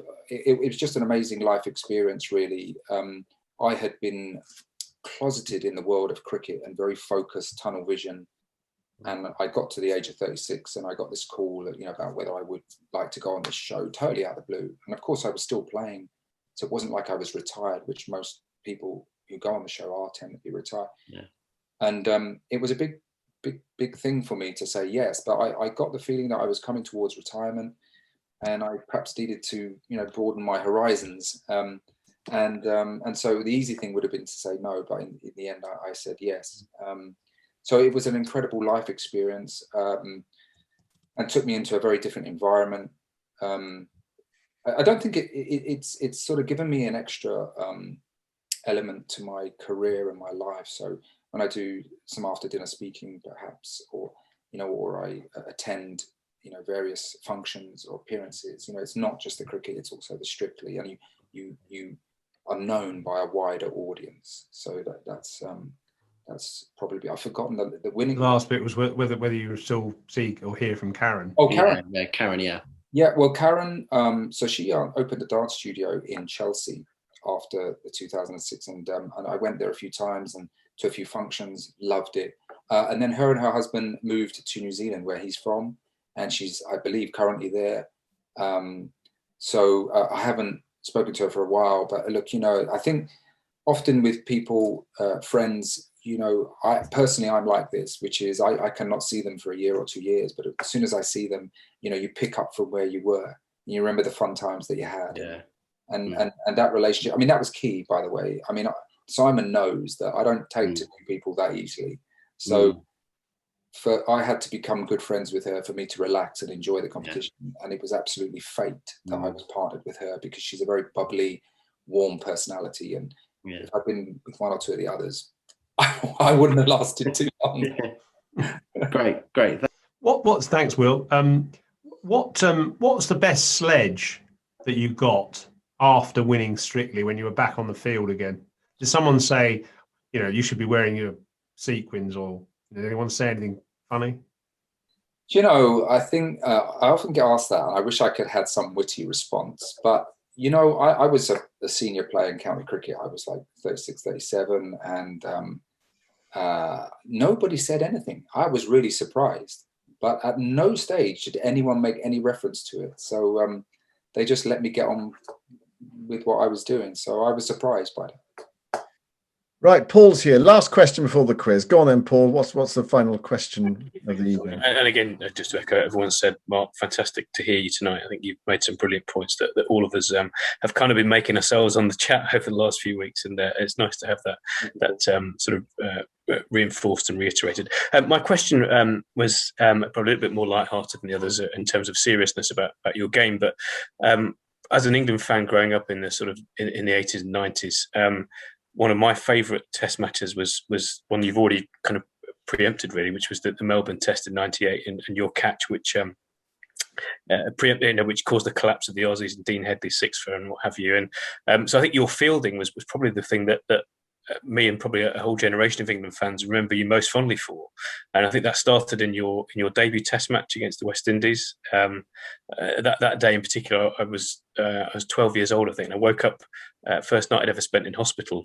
Nothing major, but I woke up in hospital, and we managed to get the nurse to put the Test match on the TV. And so a big thank you for my 12-year-old self for cheering me up with that catch at Headingley. But I wanted to ask about the Melbourne Test match, and where when you caused that, when that sort of collapse began, and you mentioned it earlier, one of your favourite moments in an England shirt. So although you've already mentioned it, I'm sure none of us would mind if you indulge us again in the detail of that day and just the celebrations that went on afterwards. Would be really good to hear about that. Well, Paul, thank you for those comments. And it's really nice to meet you. The Melbourne Test match was very special in my memory because any Test match win against Australia. I mean, I wasn't lucky enough to be part of a team that actually won the Ashes. So I treasure the Test match victories against Australia, against what was a fantastic team. Can't get away from that. I think the thing with the Melbourne, obviously it's iconic, playing at the MCG. What an amazing stadium. And the Boxing Day Test, I think we were delayed on the first morning, but by the afternoon, I think we may have had 80,000 in. And I'd seen England teams over the years on the television play at the MCG, and there I was, and it's a huge stadium, very imposing. Very, very proud to be representing England there. But of course, I think we went there and we found ourselves 2-0 down up against a very good team. And we got us, I think Alex Stewart got an excellent 100, and we got ourselves into a reasonable position. But in the second innings, we didn't make as many as we should have. And as a result, we left Australia about 180 to win, and the wicket was still playing pretty well. So I was walking around the outfield as they started to knock off the runs, and Justin Langer was looking quite comfortable, and I was feeling quite frustrated. And of course, when you don't bowl, there's not a lot you can do about it. And in football, you can probably run around and kick someone or something and show everyone that you're trying. But as a fielder, you can feel that feeling of helplessness. And I was next to the umpire at square leg, and I think it was Alan Mullally was bowling, and Justin Langer, who was a very good puller of the ball, grew up in Perth and hit this pull shot powerfully, and I just reacted to it. And my reaction was born out of all these things, where all this frustration. I'd had big battles with the Australian bowlers. I mean, they were not short of a word or two, let me tell you, and the fielders. To get the catch and try and G up my teammates. I was pretty animated after I took the catch, and it was just me sort of letting out frustration and trying to say, come on, we're still in this, and that's why I think the win meant so much. That is without doubt one of the fondest memories from my whole career, because to win at that iconic stadium, was a big deal, and it was a bit of a one in the eye to the Aussies. Yeah, I think all of us that watching at home at 6 o'clock in the morning reacted in a very similar way. I think I was 20 years old at the time, as I was a student. I was home for the Christmas holidays, and after that game, I sort of made a promise to myself that when I got a job after leaving university, first thing I'd do is save up enough money to make sure I went to the next Boxing Day Ashes Test match in 2002. So, fantastic. Which I managed to do. So that was the inspiration for me to do that. So yeah, thanks very much for that. It's great to hear the memories. Thank you. Great, thanks a lot, Martin. So Catherine Goebel says Pope is the most stylish of the current players, but in the exact mould of Ian Bell. That's Surrey speaking again, isn't it, Catherine? Yes. How good a captain was Adam Hollyoake to play under, says Greg Sarath. Adam was great fun to play with and play under, and especially for someone of my personality and what I'd been through in my career, because Adam was a bit of an extrovert, up there and out there, put your chest out, go and have a crack, and at the end of it, life goes on.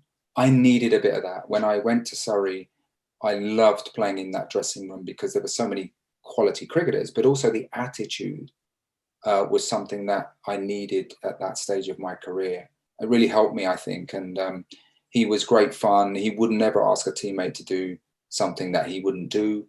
He was a hell of a cricketer, I have to say. His attitude was always a very aggressive captain, a bit like Mike Gatting, that always wanting to win, always thinking, how are we going to win the game? And he backed his players. And when I was thinking about moving to Surrey, I spoke with Keith Medlicott, but I said to Keith, look, I need to speak to the captain here. I knew Adam was hugely influential, and he was in Hong Kong, I think, at that time. And I rang him, and I asked him point blank. I said, look, Adam, I need to know whether you want me to come and bat 3 for Surrey. And he said, yes, absolutely. And so that meant everything. And that's when I knew, yes, okay, I would like to go to Surrey. And I couldn't have written the script better, really. One more quick question here. Alexander Cole. Is there no technique in the modern day strokes that can be taught? Reverse sweep, switch hit. So the key thing he's saying here is reverse sweep, switch hit, etc., keeping a strong core, getting low, etc. Will we see a day when those sorts of shots are taught to kids instead of the beautiful cover drive, or even as well as? Well, I think at the moment it's as well as. I mean, we coach reverse sweeping. I mean, there's a definite technique. We coach the sweep, and we coach the reverse sweep. And there are different ways of reverse sweeping. Obviously, some people change their hands around. Some people take their back foot towards the bowler. By and large, you want to be balanced. You want to have your head balanced and head steady and get the bat out in front of you. So, I mean, we coach those shots, the ramp shots, we on the machines, we get people to walk across and try and find out, experience what position they need to be in to ramp the ball over short fine leg. So, we coach those shots, but you can't rely all the time on playing the innovative funky shots, because clearly there's lots of gaps in front of the wicket. And I would argue that it's more low risk. I mean, as a batsman, you're always working out risk versus reward.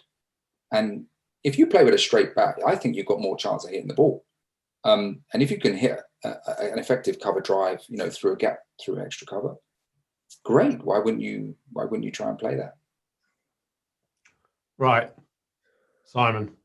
Time for the quiz, isn't it? Yeah, great answers to so many really good questions this evening.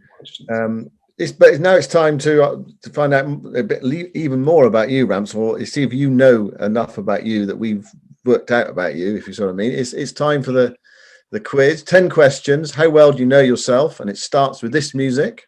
Well, normally it starts with this music. Right.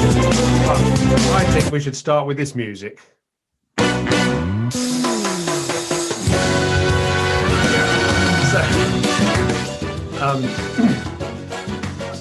So that's the music we're going to sort of. I'll kill it. So actually, it's this music.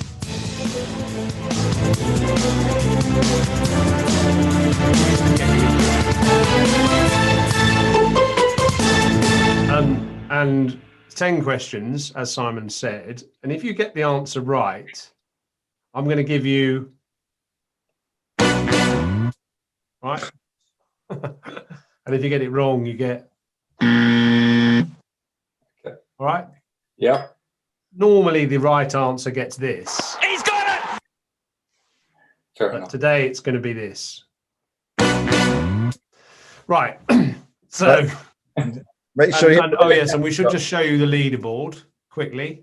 So this is the leaderboard here. We had Marcus on last week. That's the leaderboard. Well, I was favouring left-handers at the moment, isn't it? You know, we're. Yeah, it's the top three are left-handed. You're quite right. Yeah, there you go. Yeah. Okay, so that's what you've got to compete against. Simon, do you want to start? Right. Yeah, here we go then. Right. So this is, by the way, players seem to get confused here. This isn't a written exam. You just answer the questions verbally, okay? Yeah, Trez wanted to write it down last week. Anyway, here we go. Right. Question number 1. How many sixes did you hit in Test cricket? And I'll give you a range here. Was it 0, 4, 7, or 11? Wow. Sixes in Test cricket. I'm going to go 4.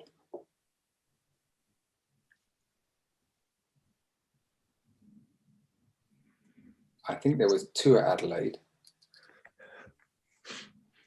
What did you say your answer was? 4? I think it was 4. Yeah, I think it was 4 sixes, wasn't it? Oh my God. The answer was 7. 7 sixes in your Test career. Oh God, I did myself a disservice there. You did, yeah. We've discovered in this game it doesn't help that much to be modest. So if that gives you a clue in the rest of the questions, then or one or two questions, then that might help. Right, Jos? Okay, question 2. 14 players in the history of the game have made more than your 114 first-class hundreds, but how many who started their career since 1945? How many of those 14 scored more hundreds than you since 1945? How many players have scored more hundreds than you since the Second World War? Okay. Goochik, Amos, 2, Boycott, Zahir Abbas, Viv Richards. This is a tricky question because it's not. Just think about it. Think about it. It's more not hundreds. Yeah. It's more hundreds than you. Oh, more hundreds than me. I apologize. Okay, more hundreds than me. Okay. Well, still Goochik.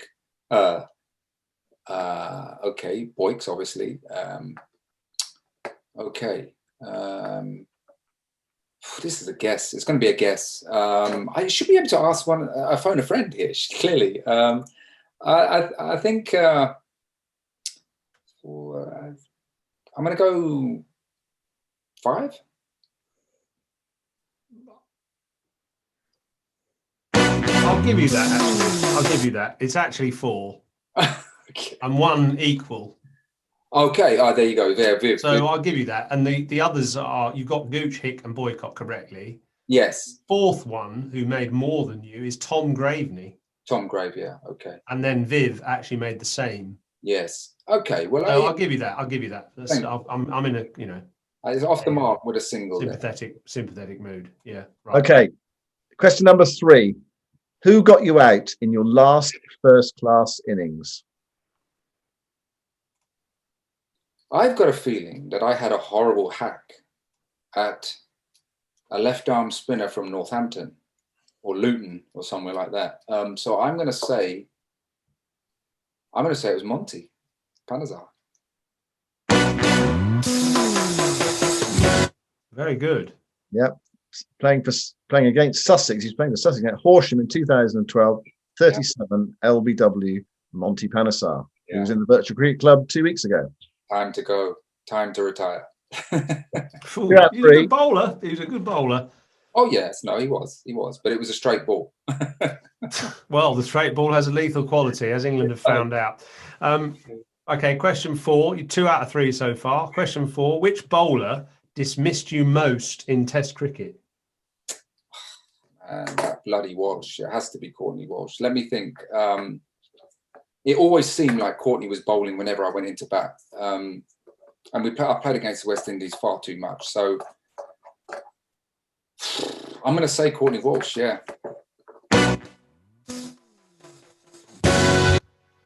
Very good. Right, okay, good. That's good. 9 times. It's a shame he didn't get injured a bit more, wasn't it, against England? Or just sort of, kind of ran out of puff or something. 3 out of 4. Right, yeah, going well, Ramps. Right, question number 5. David Williams, Roland Holder, Justin Langer, and who? Well, you see, now I could talk you through this all day,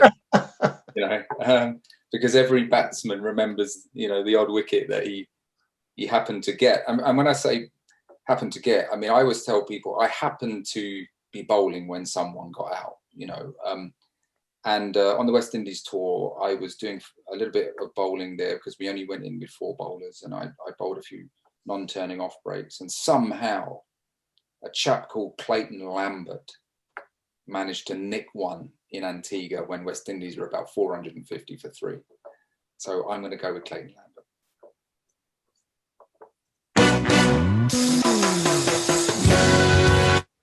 Yeah, those were your 4 Test wickets: David Williams, Roland Holder, Justin Langer, and Clayton Lambert. So that's 4 out of 5. Yours? Excellent. Okay, question 6. How many ducks did you make in one-day internationals? One-day internationals? Ducks? That's quite a hard question. A few more gaps to get off the mark, in one-day internationals. Remember what I said earlier, though. Yeah, I don't know that. I don't remember missing a straight one early in one-day internationals. So I didn't play that many, obviously. So I'm going to go. I don't think I made a duck in one-day internationals. Play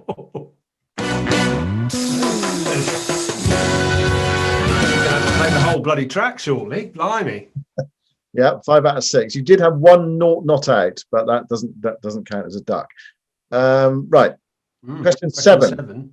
Yeah, that's you, isn't it? Yeah. Question 7. Who ended with the higher first class average? You, Graham Gooch, or Viv Richards?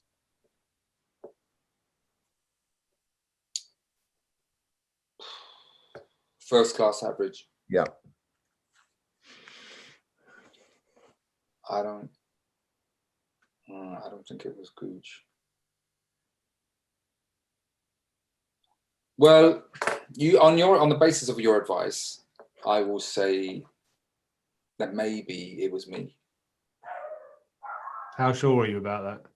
Well, it's not very sure, clearly. So, I mean, if you saying that I should think again? No, I'm not saying that. I'm just saying, are you sure? I'm not sure, but I think I don't think Gooch would have been. I think Gat was 52, so yeah, Gooch could have been more than that actually. But he played in an era, tough early doors in the 70s. Uncovered wickets. Yeah, uncovered wickets and all that. So I'm going to say I was 53, so I'm going to say 53. Oh, yeah. Yeah, that's 53, Graham Gooch 49, and Viv 49 with their. Well, you see, playing county cricket at the Oval, has its benefits. There's no shock that the most hundreds individuals were from Surrey. There's 6 of them, 5 or 6. Yeah, that's right. Okay, so that's 6 out of 7. You're storming ahead here. Okay, question 8. Who made more first-class runs, you or Mike Gatting? It has to be Gat. It has to be Gat. Yeah. 30, I know I made 35,000. Did you say first-class runs? Mm. Yeah. Yeah. I know I made 35. I think Gat. I'm gonna say Gat.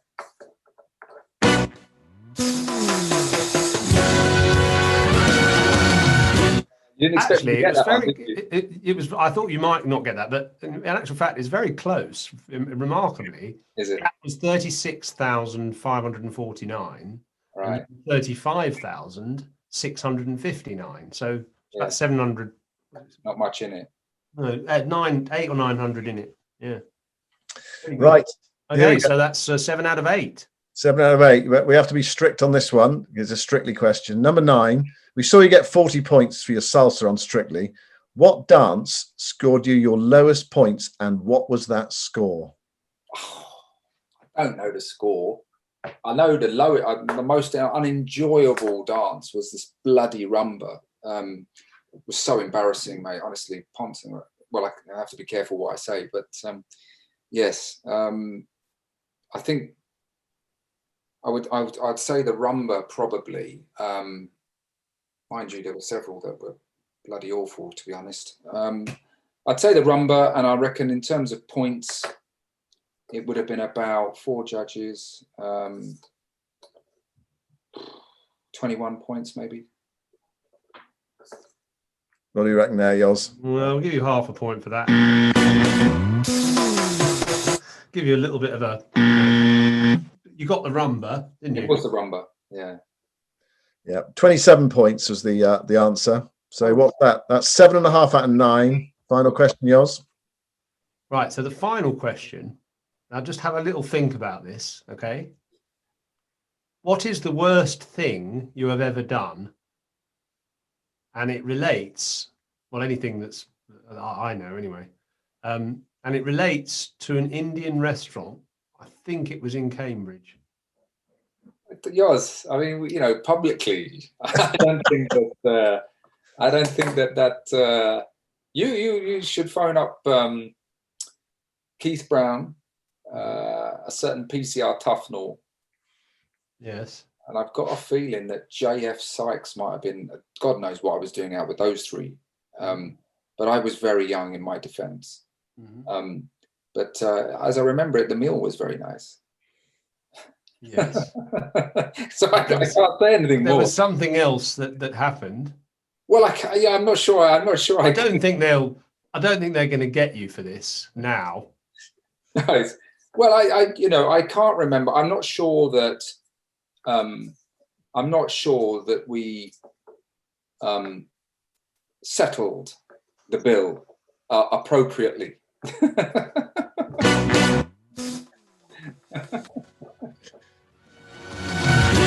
Excellent.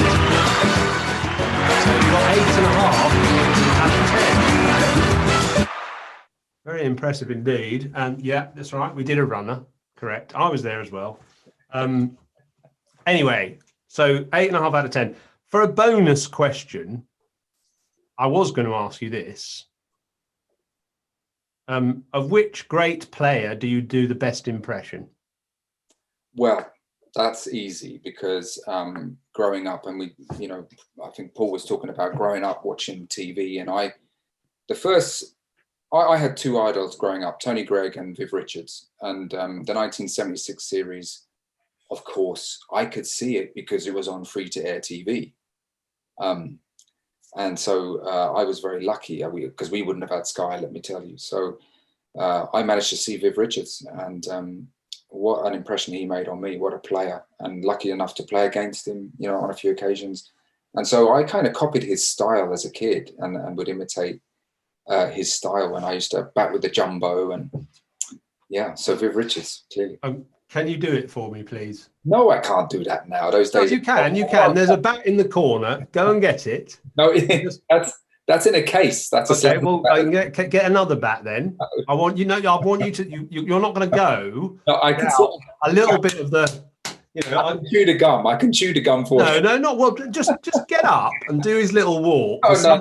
And get a knife and just do that bit on the top of the handle. That's not in the contract. That wasn't in the pre-agreed questions. But I look, Viv Richards, what a player. And we mentioned about helmets. You know, when people ask me about the best player I've seen, I have to say Viv, because you know, the bravery and the courage he showed against fast bowling without a helmet. And nowadays, I tell you, you know, I've spoken to them all, Cook, doesn't matter who you like, the thought of going out and play without a helmet, they couldn't do it. So in that era, what a special player he was. Yeah. Hey, Notes here, just to everybody, just to say, questions have asked about the bat in the background. They want to know. Well, I was going to come to that. So people are asking about the bat in the background. So I asked you to just, you know, pick out a piece of memorabilia that you have, a favourite piece, and what is it? Yeah, I had this handy. The Slazenger bat that I used in Barbados in 1998. To get. Is it on the wall there, or can you? No, it's in a case. But I thought it would be appropriate to put it in the background. And can you just show us it then? Yeah, I can. Let me just bear with me a second. You can do the Viv imitation as you walk back. I'll try and give you a view here, but the bat itself, it's very much a suntan. So, you know, it's got that look as though it's been oiled, but there's also not really a mark on the face. And that was one of the things was about the Slazenger bat, this particular bat, is that I took it out the wrapper and used it first up in Guyana. Didn't hit a ball before the test match. And it just pinged straight away. And I used it in Guyana and obviously went on.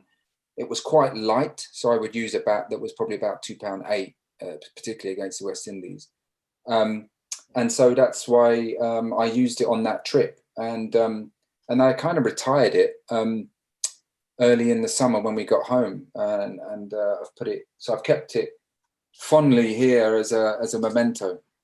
Wonderful. So yeah, that's that. Well, I'll just that innings that you played in Barbados, it actually meant a huge amount to me. Funnily enough, I know it meant a huge amount to you, but I'd followed your career obviously after retiring, and yes, I sort of you know, it almost felt like my son. I mean, I know, you know, you're not obviously, but I don't know. I was so invested in you because I'd seen you as a young player and seen you get into the England side and not quite deliver on what the talent I thought you had. And so I sort of followed you sort of avidly after that. And I was just so proud of you actually when you got that 100. It was a massive, I watched the whole innings on telly, and I was like more nervous than I've ever been playing, watching that innings. Yeah. Thank you, Simon. I mean, it was a very funny situation, really. I mean, I had so many ups and downs with England, and I played a lot against what I thought was some fantastic bowling attacks. I felt the 90s was a very rich era for Test cricket. Some fantastic series, of course, the re-emergence of South Africa, Pakistan with Wasim and Waqar. So, you know, every series meant a lot. And of course, if you were playing a 5-test series, if the opposition get on top of you early, you know, it can be really tough. So it was nice to play in that game. And you know, I hadn't started the tour, but I managed to get into the side. And I'd waited so long. I'd been through so many ups and downs. It had been 7 years since I made my debut. So clearly, I mean, it meant a huge amount. And Mark Nicholas was, you know, very nice on commentary. And of course, in that, the capacity of the ground was about 14,000, and there was about 10,000 English supporters there. So there was a lot of noise. It was very nice. Well, listen, we'll let you go. Just finish up. The people in the club here have been complaining recently, understandably, because we haven't been offering any memorabilia, which we did at the start of this series. So I've got one tonight, which is on the wall behind me here. That picture is actually the Middlesex County Championship winners of 1990. My microphone's just come out. The 1990 no, sorry, it was the county championship winners of 1990. It's all signed, so we'll think of a question and we'll monitor the answers on the chat box. It was a team, obviously, which Ramps and I both played in. So the question, I think, is how many trophies, and I mean championships, one-day trophies, etc. How many trophies has Ramps won? The first person to get that answer right on the chat box wins that that picture behind me. Simon, can you? I just need to I've lost the connection on this. The problem is I don't know what the answer is. But I mean, we've got David. We've got 7, 8, 8, 8, 7, 9, 5, 11, 8, 8, 15, 6, 11, 10, 12, 10, 5, 9, and 12. So is the answer among those or not? Well, you can't. Do you know, Ramps? Do you know how many you won? I'm just trying to work it out. And, I think, but the second 11 championship doesn't count, right? That's not a major trophy. I don't think so. Is that right, Oz? So just first team trophies. Right. Let's close. We've closed the chat box for answers now. Right. What is the answer? What is the answer? I'll tell you now the answer. Right. So it was one NatWest in 1988, championship in 1990 and 93 with Middlesex. 3. We then had the Sunday League in 92. 4. Okay.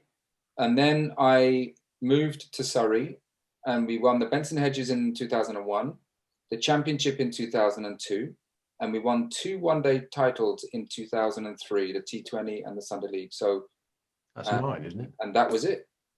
Isn't that 9, Simon? I made that 8.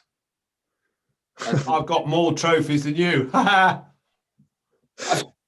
Well, we need to get this right because there are various. Count them up again, then. Count them up again. So 2 county championships with Middlesex and the NatWest in 1988. And a Sunday League. Right, so that's 4. 4. And then in Surrey, 1 Benson's, 1 championship, and 2 one-day trophies with the Sunday League and the T20. Right. So that's 8. That is 8. So the first person with 8 on the chat box was Ian Wigston. Oh, yeah, well done. Yeah. So well done, Ian. Ian. Congratulations. Very good. Well done. Excellent. Catherine says 2 Surrey championships. Do we say 2? Yeah. No, 2 one-day championships, wasn't it? We won the championship in 2002. That was the only time I won the league with Surrey. Right. The 4-day league. Right. Catherine was saying, Catherine, who we know is a big Surrey fan, she's saying 2 Surrey championships. But I would have thought you would know, Ramps, if you won the championship more than once with Surrey. Memory's a bit fuzzy, but yeah, I think it was only that one. Yeah. Great. Okay. Well, we're going to go with Ian then for 8 titles. Very good. Right. Well, that's it. Any final thoughts, Simon? Yeah, well, brilliant to hear Ramps' thoughts. Fantastic over a whole range of topics. I mean, what an interesting, incredible, and successful career life. And there's still plenty more. And you can come, and we haven't even mentioned Test Match Special as well, where you've been a star in the last year or so with us in New Zealand, with us in the summer as well, for the lockdown Test series. And well, we hope to see you again fairly soon. And of course, during the winter as well, doing T20 commentaries as well. So there's lots of strings to your bows, Ramps. Lots of strings to your bow. Yeah, that's it. And I think you epitomise the underlying fundamental truth that batting is about dancing feet. Isn't that true? Absolutely. Footwork is all about the footwork. I have got one more thing to say, and that is a sincere apology from me for Yozzie's last question of the evening. He did it to Marcus Trescothick last week as well. In future, I'm going to take my more decisive control of the quiz. Yes. Yeah. So I think it was a great question and good memory, and yeah. 8.5 out of 10. You're right up on the leaderboard, but not ahead of Andrew Strauss. Anyway, Ramps, we've kept you for far too long this evening. Thank you very much indeed for going impart all that knowledge to your Harrow schoolboys tomorrow and wherever. Yeah, and we'll upload the video, so any of your schoolboys who want to hear the real Mark Ramprakash, they can see it on YouTube in the morning. Okay. They're all tucked up in bed now. But guys, can I just say, Simon, both Simons, thank you so much, and everybody who's been here and asked great questions. Thank you so much, and enjoy the rest of your evening and the summer to come. Okay. Great. Cheers, Rams. Thank you very much, Rams, and all the best. And goodbye. Good night.